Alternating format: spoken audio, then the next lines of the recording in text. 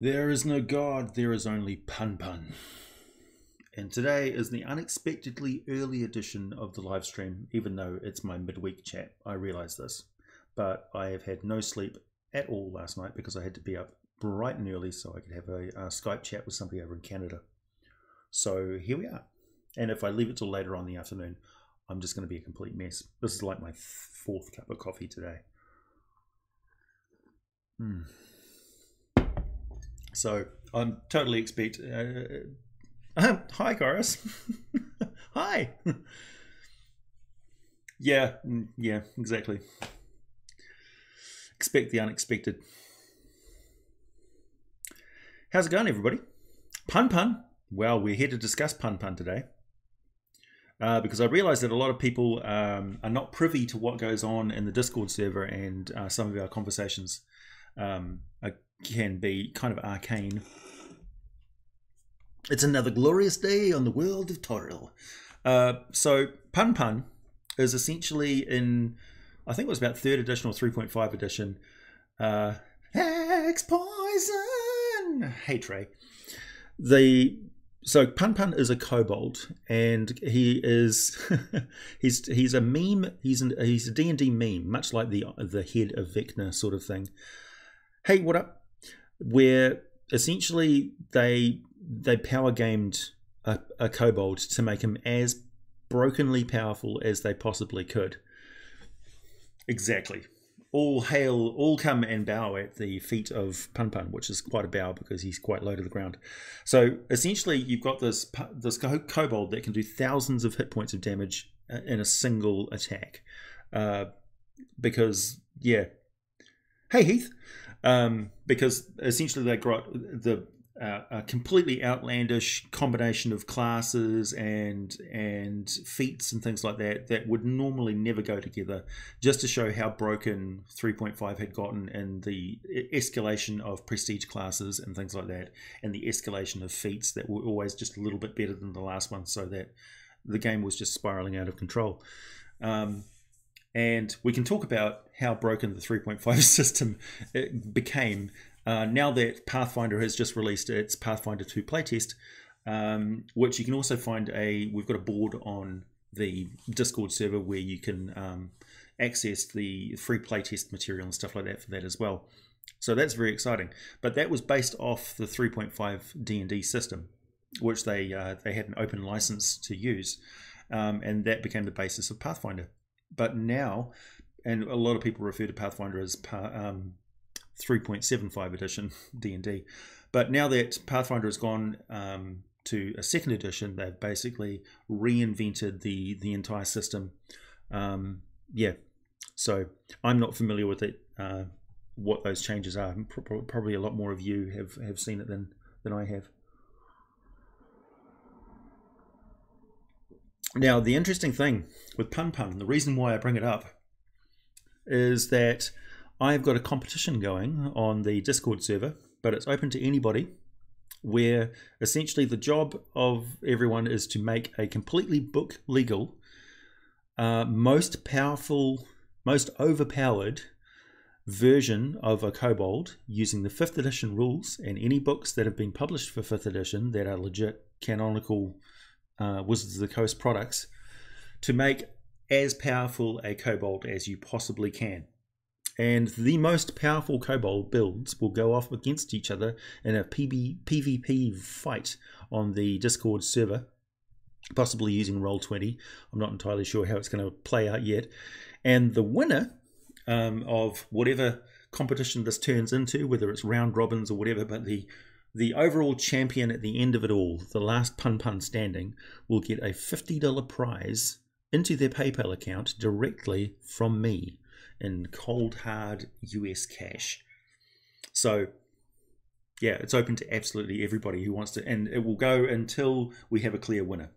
So that's just a community incentive from me to try and familiarize yourself with and try and break 5th edition. Essentially, that's what we're setting out to do.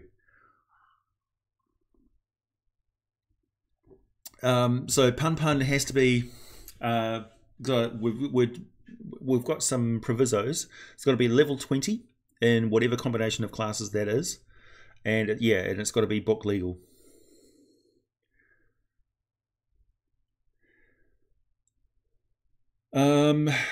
As the PC class, so you'd need the I think we've got kobolds in Volo's Guide, have we? Have we got a player character Volo version? I think we might. Let's have a look.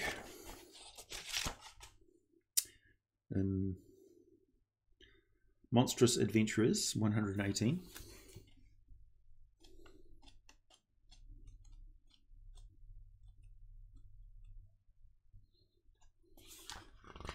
Right after the Triton. So we've got Bugbear, Hobgoblin, Kobold. So page 119 of the Volo's Guide to Monsters is where you find the base listing of a Kobold as a player character race. Yeah. So go to it. Clash of the Kobolds, exactly. I thought this would just be fun, right? Absolutely fun, but having a cash incentive at the end of it, yeah. $50 prize. Directly from me, guaranteed. And yeah, those of you who know me know that I do follow through on these promises. This is no idle brag.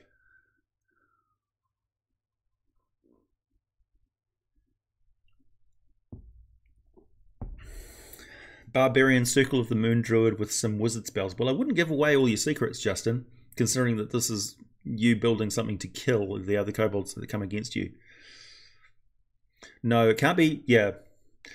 Unless in the intervening time, I mean, this, however long this competition goes, if they produce the Artificer or something like that for Ebron, for instance,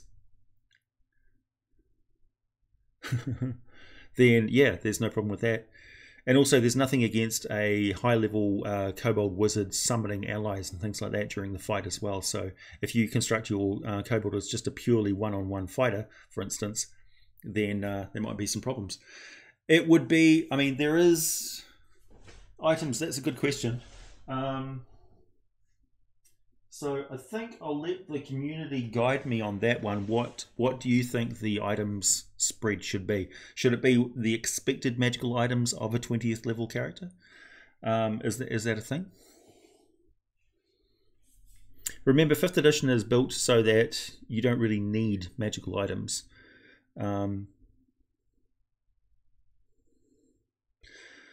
As far as I know, Wish is still fairly broken in that regard. That was one of the things that in the 3.5, which was a classic build for Pun Pun, where you could basically have a wish loop to increase all of the stats to 20 and things like that.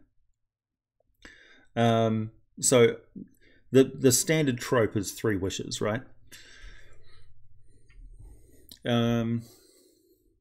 Because it assumes that you've either got access to the spell. You can work out the monetary value of a level 20 character that we could deal with. So if you converted all of the magical items and things that a character of that level would be entitled to, yeah.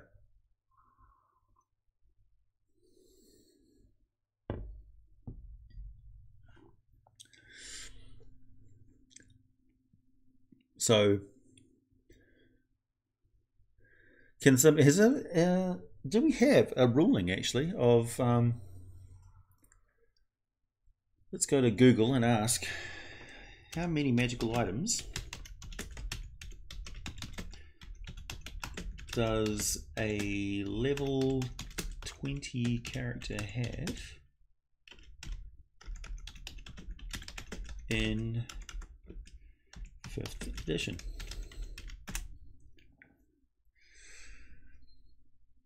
D&D 5e, how rare are magical items and how many should I be handling is what pops up on my rpg.stackexchange.com. But I'm going to go with RPG Geek magical items by character level.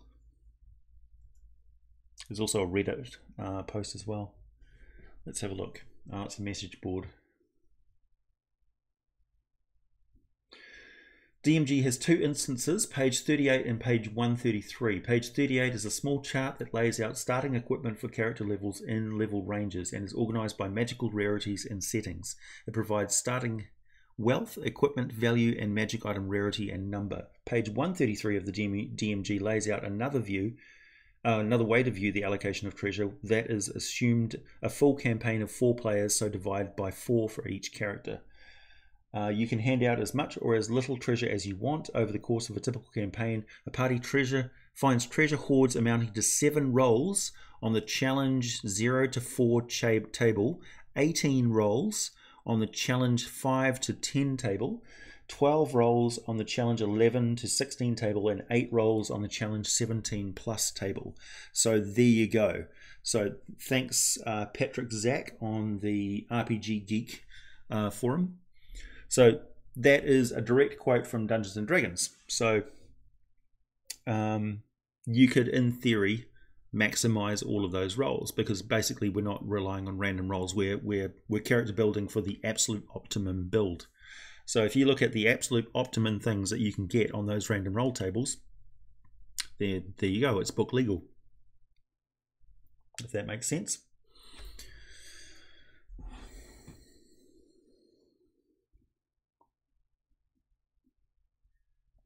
Yeah, so to give you some clue, Richard, you can get all of those items. You don't have to attune to them. You can sell them for their monetary value, because all the magical items have a monetary cost, I believe, and then use those to research and buy wish spells, for instance, or scrolls of wish. And yeah, hey Broken D, good and dark. So you can essentially have a bunch of spells on scrolls and things when you go into combat against another kobold. Can I post it on Discord? Well, I just gave you the page numbers. They're right there. 133. Or are you talking about the competition? I put an announcement in the announcement board on Discord for us. But this is basically an official announcement right now. The Pun Challenge.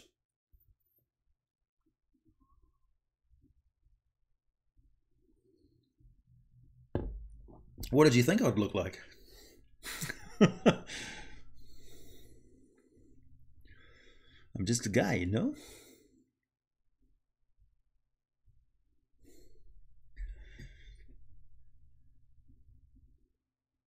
Hello, Amy West.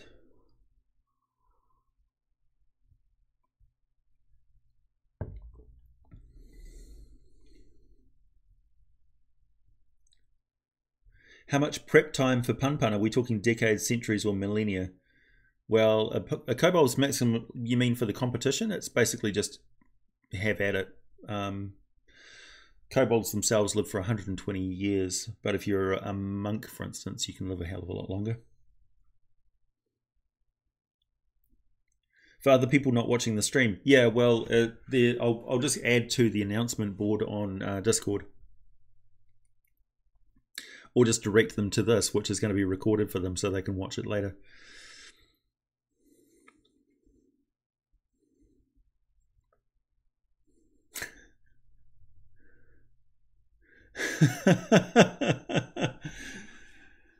Oh, thanks, Ian. Killed off by a storm giant.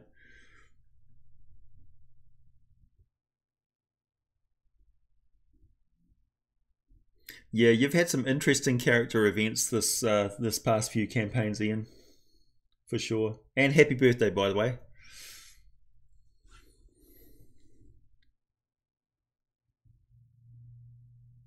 I would buy a ticket if someone makes a dead body fort out of their fallen Pun-Puns. Yeah, it's going to be brutal. It's going to be messy.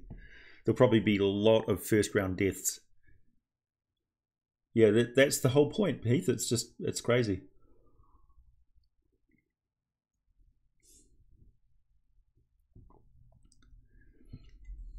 So if you get a kobold and true polymorph them into the form of an ancient dragon, then they're not really pun anymore, unless that dragon then shapeshifts and polymorphs itself back into the kobold again. But really, I don't know.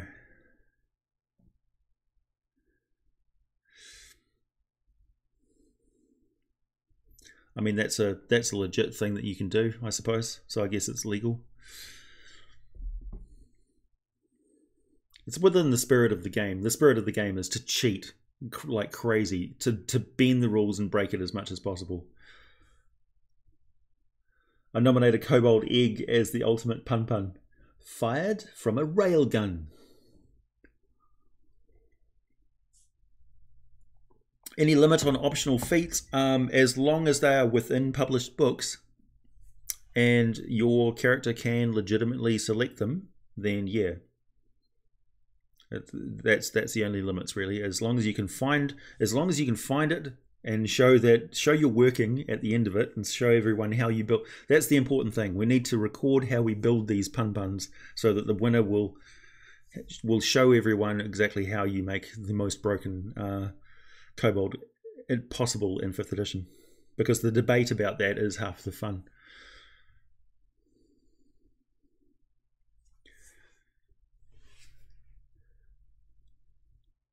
Yeah, don't play D&D with an engineer. They'll be throwing their bags of holding into portable holes or making weapons that fire them.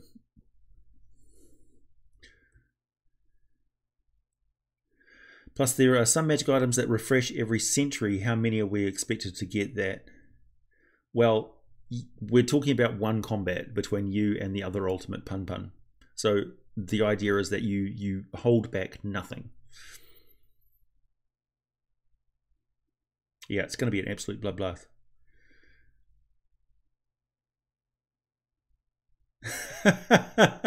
Yes, Ian, we can. So we're going with the expected distribution of items for characters of level 20 on page 133 of the Dungeon Master's Guide. And it's a level 20 of any particular class options, but not totaling more than a 20th level character, using the Volo's Guide to Monsters build of a kobold as a player character. As many as they are able to afford. So we can't assume that this kobold has got any outside sources of wealth. It's just stuff that they could possibly have gotten off the random roll tables and expected starting wealth and things like that. And then presuming that they sell off a bunch of their stuff. So if you can buy a bunch of iron golems and flame skulls, you have to prove that it's possible to buy them. And that you have to find their monetary value.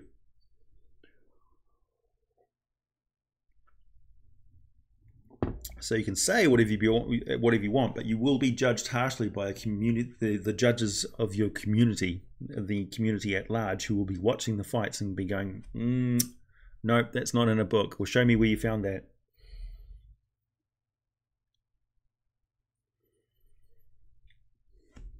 Right, so if you can find those manuals and tomes on the magic item guides, the tables, the random roll tables, and then you select for them, then essentially you've got one use apiece out of those.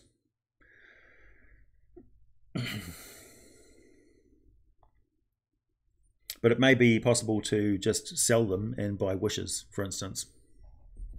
Wish spells on scrolls.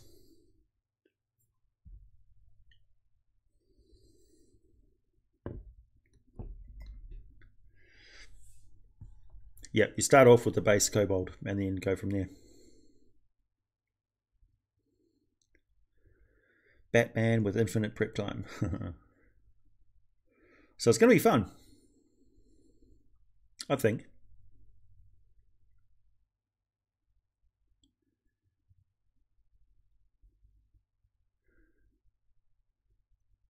What's that, Obstark? Did you know some complete monster PDF for some D&D edition? What I mean by that is with every monster of every setting. I don't think so. That would be quite a large PDF. Good grief, can you imagine if there was some document with every single monster from every single edition of D&D? Good God. That would be gigabytes worth.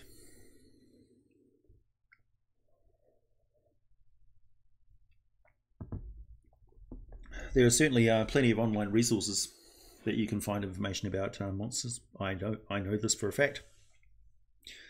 So normally, oh, that's something I wanted to talk about as well. With there was a recent video of mine where the information that I was using for research for the video on the Ratatosk that I got from, unfortunately, from the D&D wiki, was plagiarized from somebody's work. I'll find the exact info, and I wanted to talk about wanted to talk about and address that as an issue for the community at large, because it's kind of a serious problem, particularly for me when I do research. And this is one of the reasons that I want to bring it to the attention of the people who run the D&D wiki, because if it's not dealt with, essentially you won't get any traffic from people who you won't get any sort of credit or reliable, you'll be seen as a completely unreliable source of info. Where is it?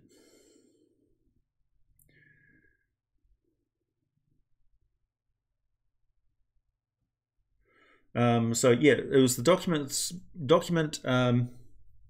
It was a product on the D&D Guild.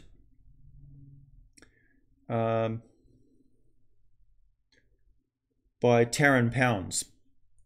And so Taryn's put together this really good PDF that you can buy. It's a pay what you want product. It's got a bunch of different playable races, including Myconid. There's a really good one called the Lightless, which are like these void entities who have taken on humanoid form. And there's some character builds, and there's some different background stuff and things on there. It's a really good document. I'm going to be doing a review of it and having a look at the document in more detail in a video later on. But the problem is that his information in that document was ripped off and posted on the D&D wiki as part of somebody's campaign build, and they posted it all there without any attribution to Taryn whatsoever. So when I went through and was looking at that stuff and piecing together a playable character Ratatosk build, what I was inadvertently plagiarizing Taryn Pounds as well. So I've taken that video down from public view. It's now set to private and will probably stay that way permanently until Taryn and I work together, possibly on another Ratatosk video as a playable character. So yeah, unfortunate, but that's my general response to that sort of situation when it was pointed out to me that that's actually what had happened. That was what I did. That was what my response was to take it down, and also to work with Taryn to promote his excellent work, because if it's good enough to appear in one of my videos, then it's certainly of quality.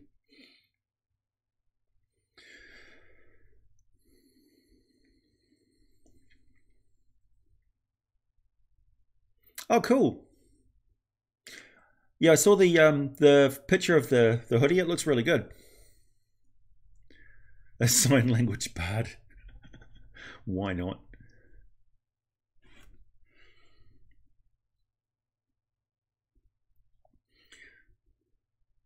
So yeah, there is plagiarism going on in the D&D community, and it sucks.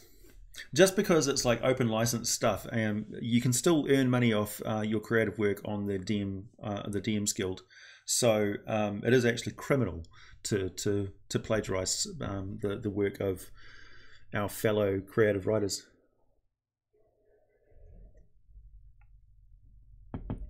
And I do check out a lot of the PDFs and stuff off the DM's Guild.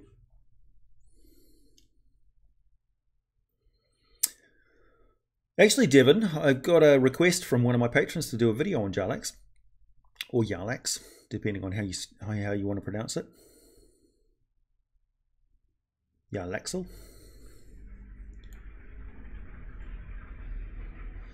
Yeah, Ratatosk is actually huge in the mythology. He's not like a tiny squirrel. He's actually pretty big, and he runs up and down Yggdrasil, the big tree, the world ash.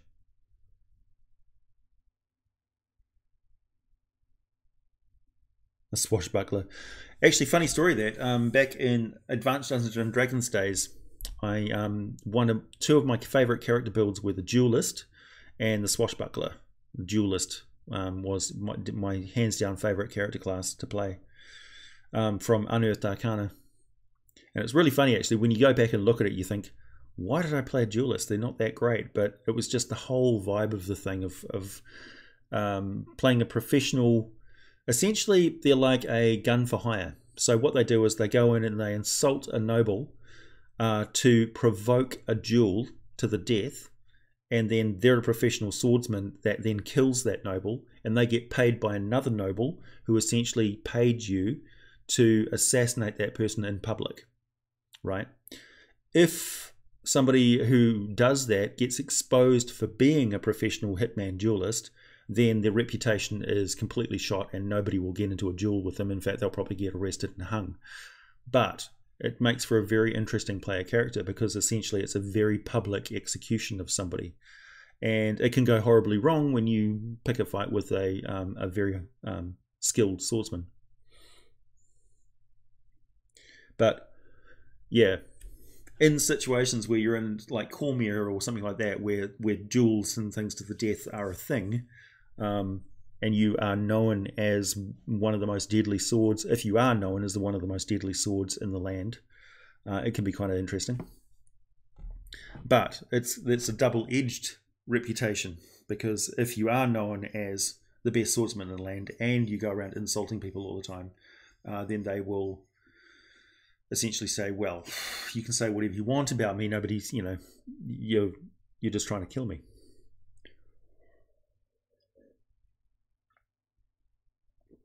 You'll probably get assassinated yourself. That's why assassination guilds exist. So think of them as a freelance assassin. Percival the albino squirrel.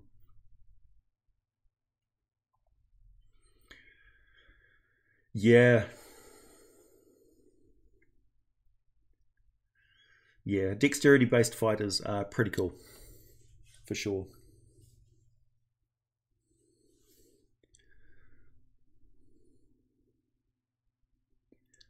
Speaking of classes with a good feel and flavour, do you have any tips for forming homebrew content with a good feel and balance at the same time? Yeah, I would say, like for roleplay, you want to have some hook to the character that makes them really interesting to play. They should make sense to the environment that the game is set in. So there's no good with a DM saying, well, I want to run a pretty low magic desert campaign, and then you play a blood hunter or something like that. It's just like the DM has to sort of squeeze it into there, and it can feel a bit forced. Boo the miniature giant space hamster. Exactly. So when you're creating homebrew classes and things like that, think about what the purpose of that training is in the first place, because a character class is a lifestyle. It's somebody who lives that, who believes in what they're doing, and they have to have mentors and a social structure that produce that class in the first place, that highly specialized individual. In the case of a pirate or a gladiator or something like that, you've got a pretty clear example of what their skill set would be. So when you are writing the background and the lore of what that character does, and you think, what's the most prominent skill that puts this person aside from somebody else? Like if you're a super sleuth, for instance, you've got investigation, you've got a specialization in that. So you might get double proficiency bonus on one particular skill set. If your physical feats that you're capable of are to the fore, then that's what you concentrate on. I would also, if you want to look at how the mechanics of designing classes and go work out in the game itself, and how they do sort of playtesting and things, definitely watch Mike Mill's Super Happy Fun Hour on YouTube, because that's exactly what he talks about, how the playtesting and stuff works. In fact, his last Twitch stream that he put onto onto YouTube was all about that. So yeah.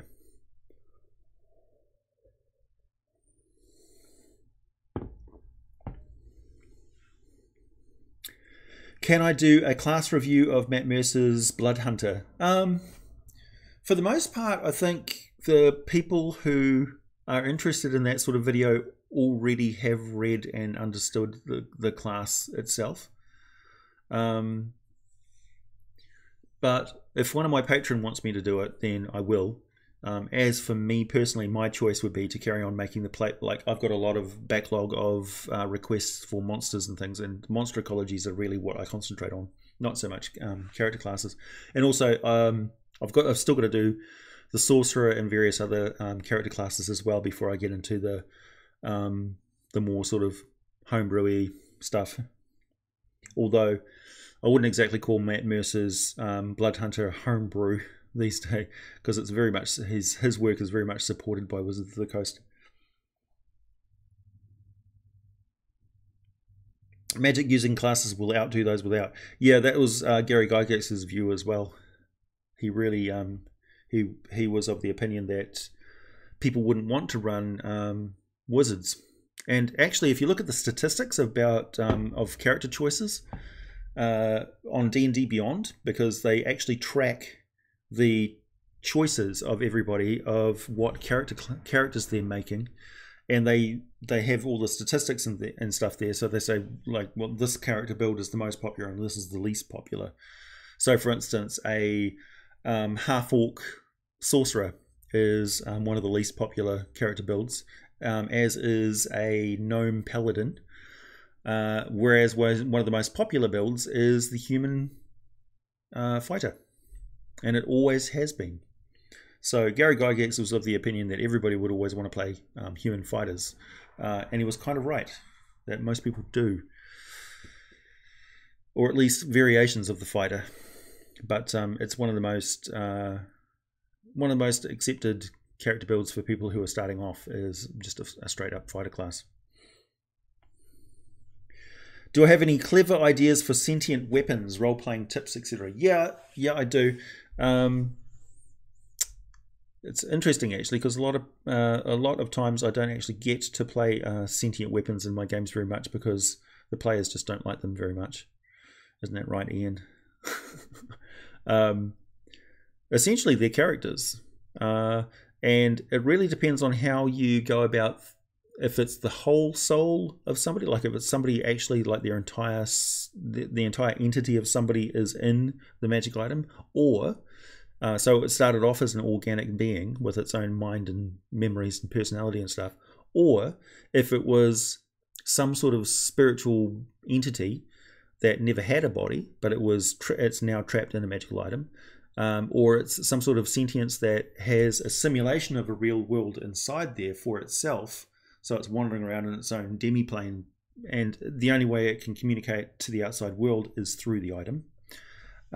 Or you can have it so that it's an artificial personality that was constructed specifically for that item, or it's an emergent property of several different enchantments, where the enchantments are so powerful that aspects of the wizards who cast the spell in the first place have actually imprinted themselves in the item itself.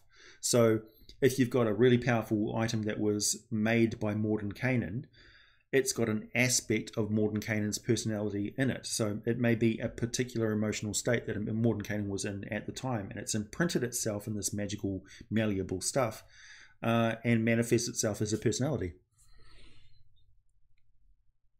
Some intelligent items can't exactly speak. They may actually just intune. So with the One Ring, for instance, from Lord of the Rings, it doesn't speak to anybody. It just tempts them emotionally. So what it does is it invokes an emotion in the person who's just looking at the thing. Smeagol, in the first instance, is just looking at the ring that his I think it was Deagle, his cousin or whatever it is, has got in his possession, and then they fight over it, and he kills him and takes the ring himself.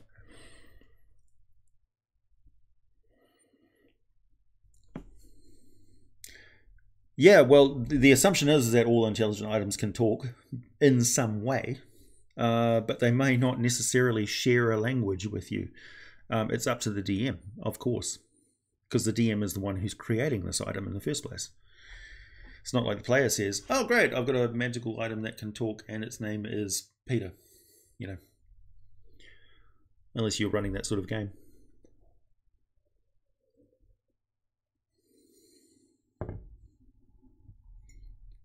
It is a huge library. It's like 400 videos now, all up. They're not all monster ecology videos, obviously.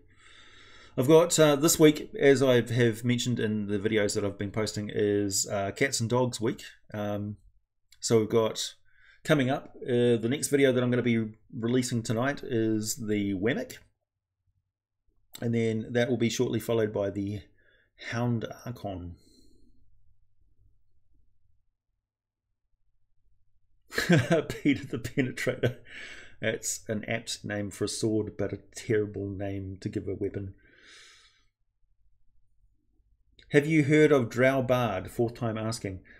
Yeah. I mean, if it's available as a player character race, you can play any character class and any alignment. That's kind of a requirement. I've never played a Drow Bard.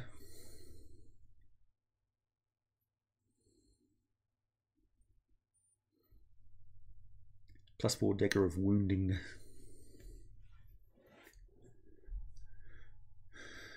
One of my Fridays players has a magical item whose function is unknown until the player names it. Then it gains abilities based on that. He refuses to name it though.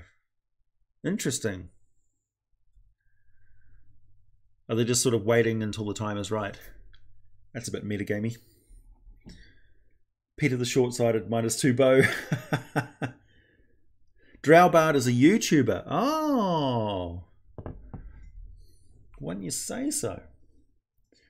Let's have a look. Since I happen to be at my computer.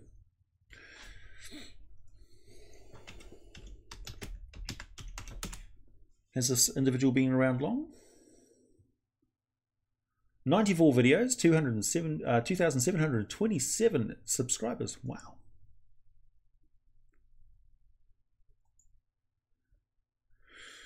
They've been a YouTuber since April 4th, 2016. Total of 346,000 views.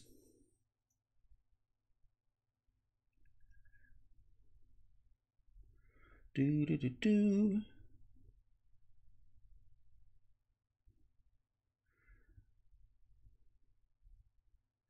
D&D 5e John Wick. How awesome is the monk/warlock? Sorlocks, multi-class blade packed warlocks. So this is DM's Tarot for Kickstarter. Okay, that was a while ago, a month ago, 3 weeks ago. D&D 5e Cleric Analysis, Part 1 and Part 2. Backstory and role-playing. So this is very much characters, making characters and examining character builds. It looks like. With some Call of Cthulhu stuff. Mortal Kombat builds. Basement Philosophers. Unconventional Series 5th edition. So Unconventional Rager and various other types of character classes. The Deadly Art of Illusion. Ooh. I might check out some of these videos later. So there you go. Look at the Unconventional Rogue. Okay.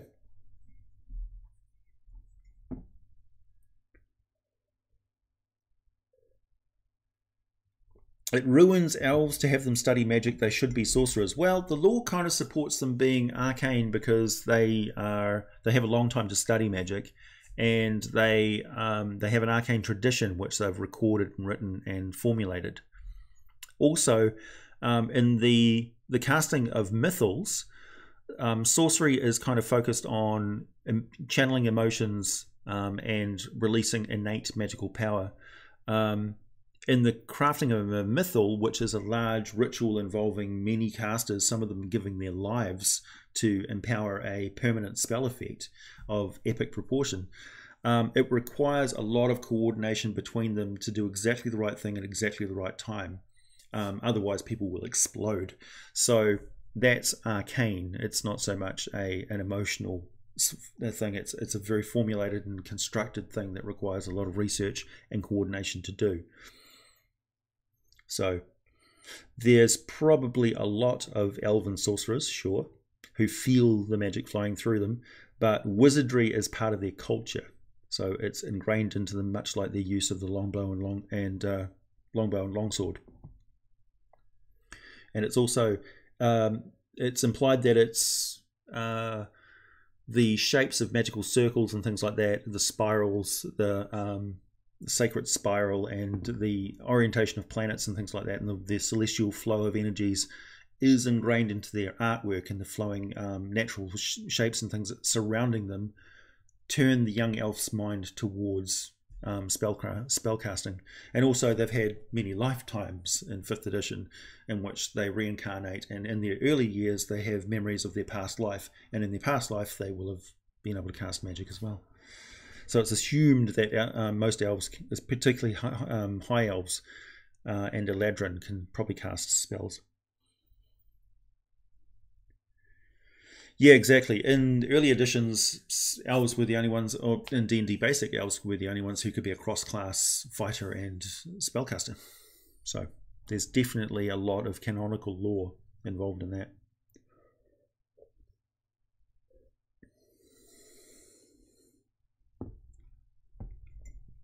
Yeah, well, perhaps, yeah, Mystra, it's interesting, actually.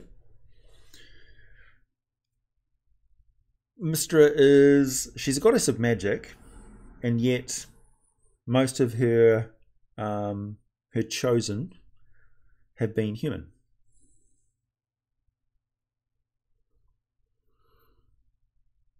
So, Tressum, yeah.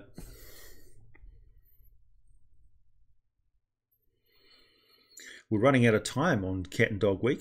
I better get to that. Get to a video on Tressum pretty soon.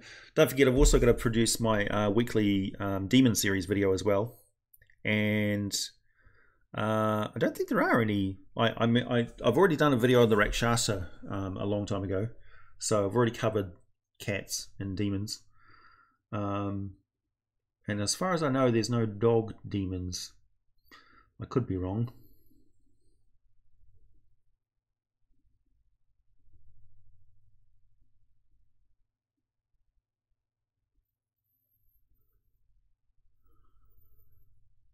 Yeah.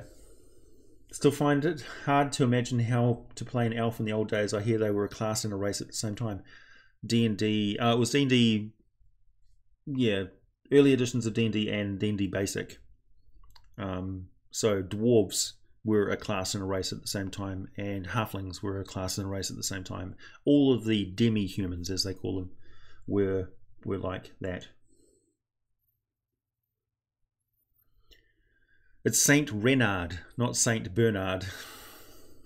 But that's exactly what they implied, is that the Lupin's god was Saint Bernard, but it's Saint Renard. Renard. Yeah, well, if somebody can find a dog demon, Cerberus is not a demon. Yeah, the Hellhounds are considered fiends, so they're outsiders. Same with Barguests. Barguests are not devils or demons, they are outsiders because they come from Gehenna, I believe.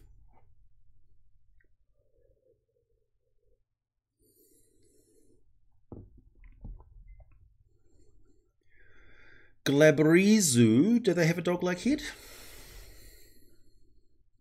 Kinda, yeah. Actually, they do. They're the siege demons. The cunning siege demons, actually. Let's have a look. Glabrizu.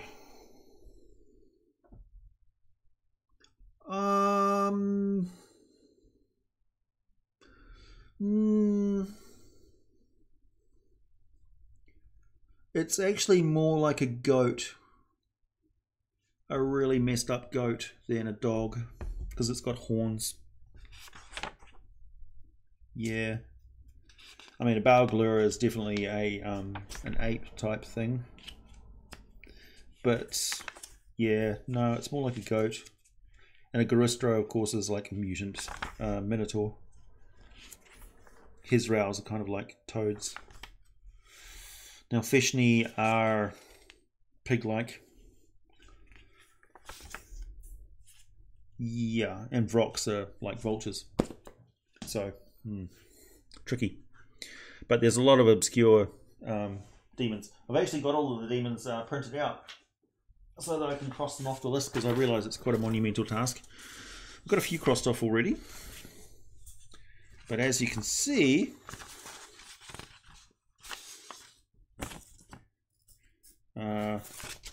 there's a lot to cover. So that's the entire list of the demon series in chronological order, all of the demons that were released in Dungeons and Dragons over the years.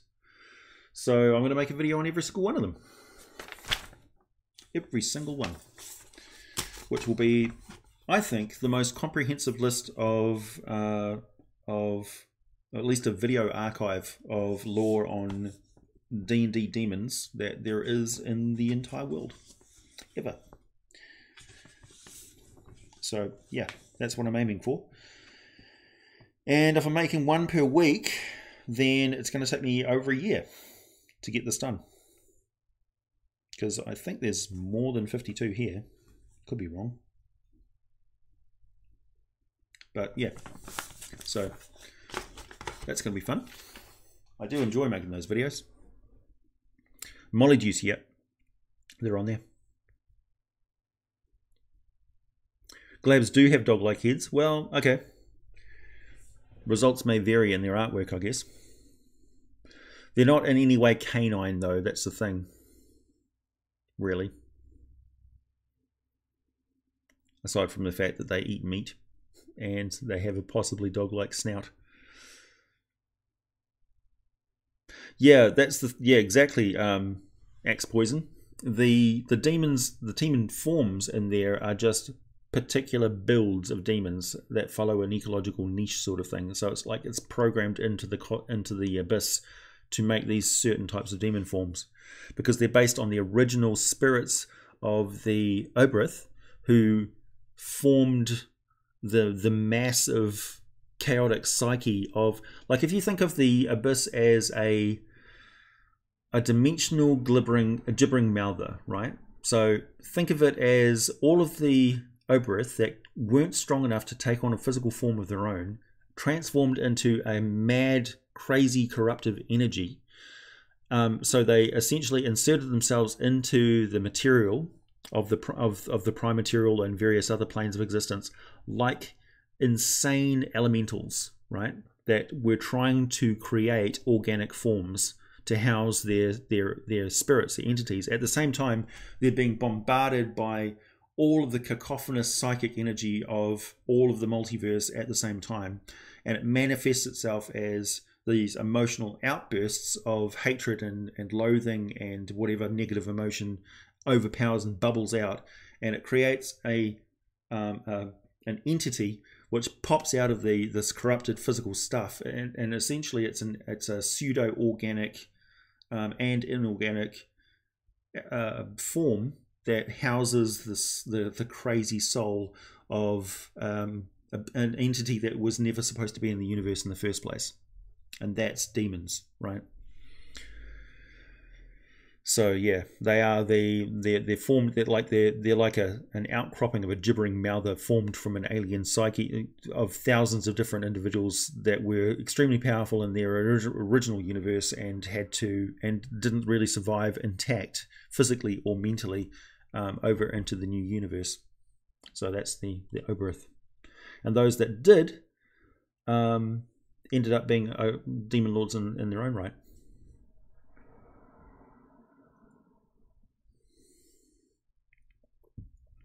Yeah. Oh, okay. Yunogu. Very good point. Yunogu is a dog. He's a gnoll. He's a gnoll form. Very good, Ian. Thank you very much. Okay, so I'll cap off. He's a Lord of Destruction, though. So I suppose technically that's still the demon series. It's two birds with one stone, actually. Lord of Destruction and demon series. Lords of Ruin.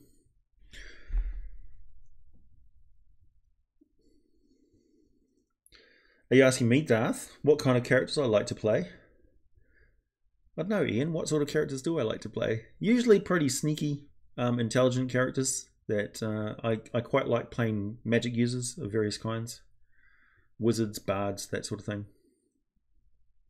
It's a rare time. It's a rare thing that I actually play like a straight up martial character, and I've got no problem with playing druids as oh, it's not druids, clerics as well. Mr. Clean couldn't even clean the abyss. No, that's true. It's like, you know, toilet cleaner. It's soaked in. It soaks in until you snap the plane, and it's rotten all the way through.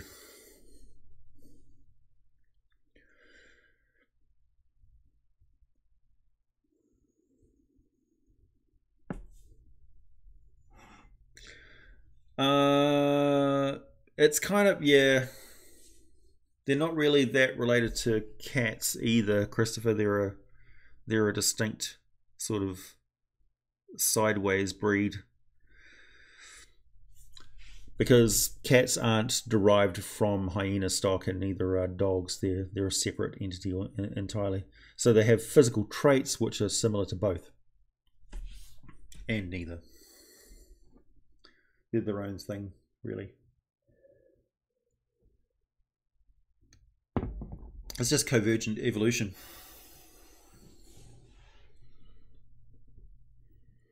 But you're right, though, they're not exactly dogs.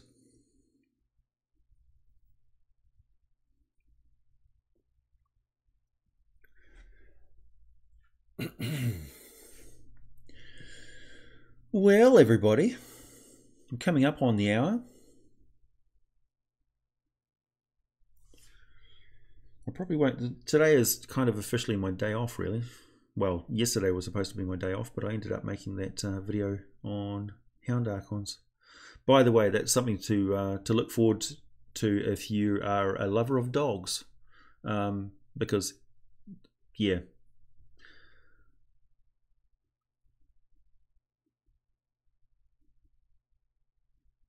Maybe start an animal channel, what with all the animal questions. Well, you know, I cover D&D monsters and their ecologies, so there's a lot of crossover between animals that we know and animals that we can imagine. I've played a Scion, that's right, a Cleric of Time, a Bard, a Paladin, a Psychic Warrior for 2 games, yeah, that's true. Haito Waterwalker as well. Played a Rogue once, but never a fighter. Oh, yes, no, I have played a fighter. I have. You played a monk before a Chul killed you. That's right, I did get killed by a Chul. Yeah, no, I played...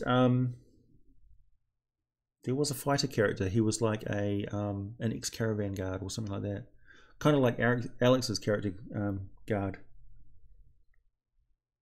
Sword, who was a magical sword. He was also a fighter. If I may ask, one of my players has a goal of researching demons. After a few sessions and a good roll, he finds out about Pale Knight and Oberth. Now he wants to contact an Oberth. What do I do?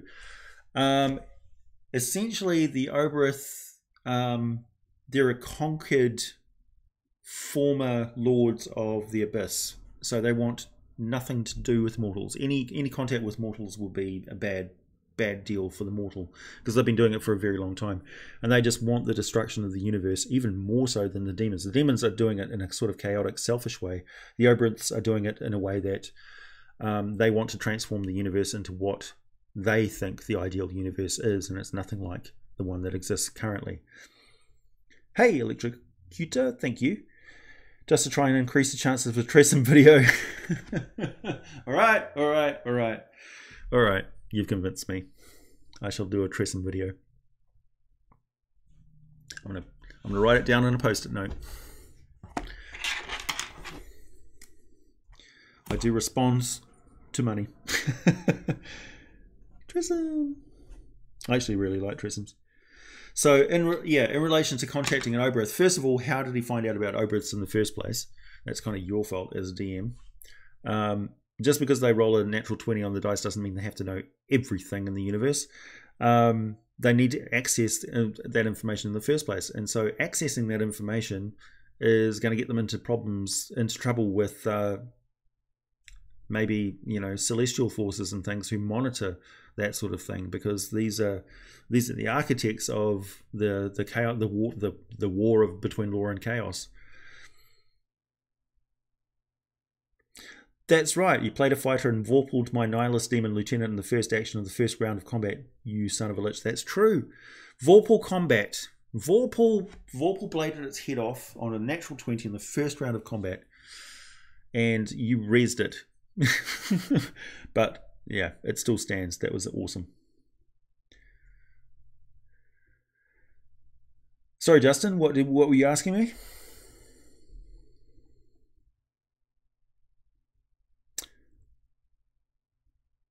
Hound Archons are the best of the good boys. That's what I see.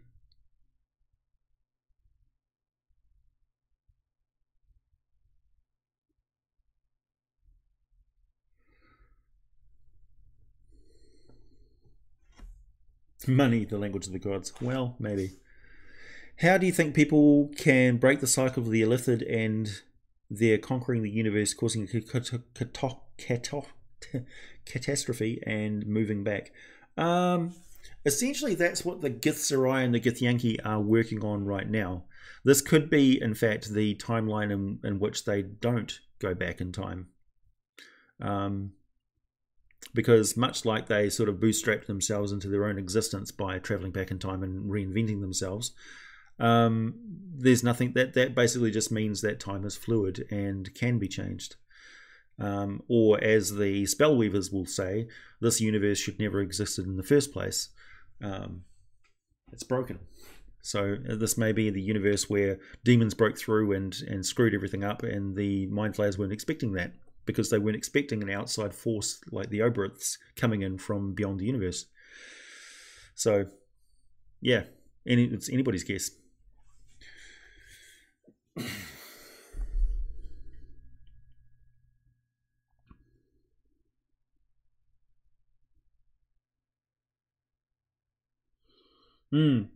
So yeah, my cosmology of the overgods was just a theoretical.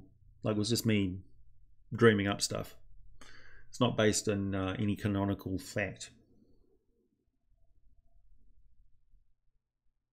That's right, you were a little bit salty. But I wouldn't say tilted. That was still a very, very fun game.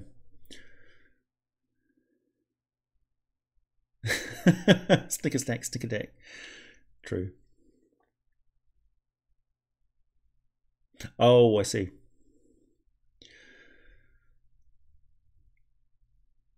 Yeah, actually, Justin, there's some other stuff going on in the background in relation to that particular topic, which would be too long to explain. But there is something coming up on Null as well.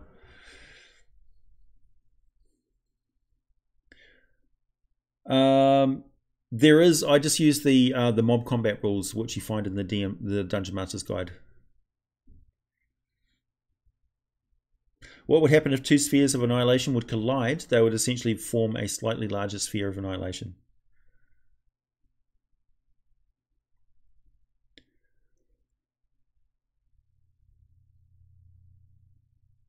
What do you think the catastrophe at the end of time is? I don't know. That's entirely up to you. It hasn't happened yet in D&D lore. And the Mind Flayers aren't telling. Thou hast slain the dreamy demon walk. Come to my arms, my beamish boy. Fraptious. A Kulukale. Fraptious day. Yeah, that's true. It was a vid. I don't know if it was hands down the best vid ever.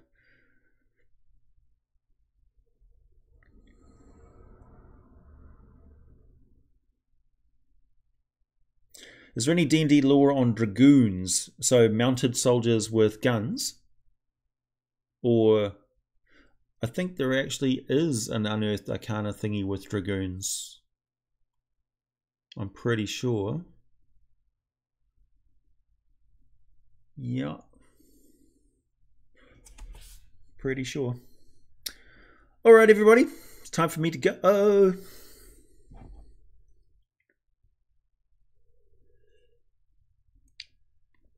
Average. I mean, tell me what an average demon lord is. I don't know.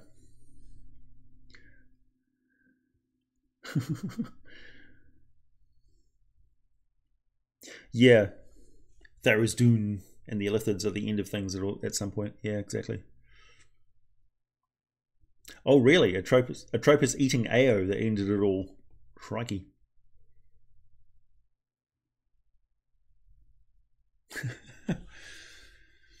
Yep, you never know. We don't know. Maybe it's a reordering of the universe.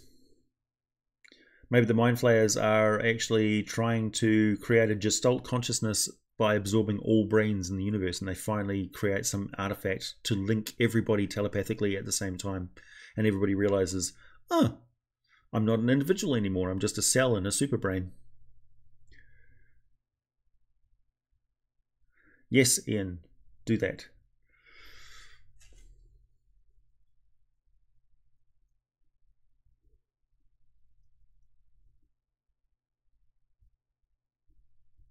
Yeah, I think so too, Sebastian. It would be something like all of the overminds, all of the elder brains linking up, because they exist multidimensionally as it is. Like they store some of their brain mass in a demiplane.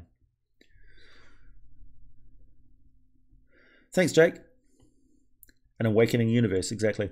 That was kind of my idea with the whole cosmological theory thingy as well. That the entire sphere of Toril would awaken as a living entity, and then all energy in that sphere would be taken over by life. So who knows? And the planets would be broken up and used as components in the flesh mass. You don't think trees are real?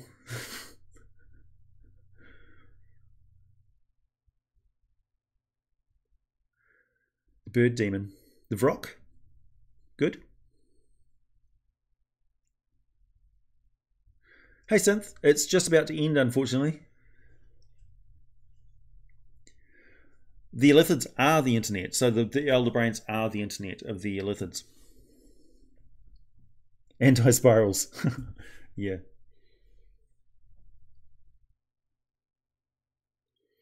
Cool beans. Okay, everyone. Catch you later. Have a good day. Play games. Be lovely to each other. If you can't be good, be careful.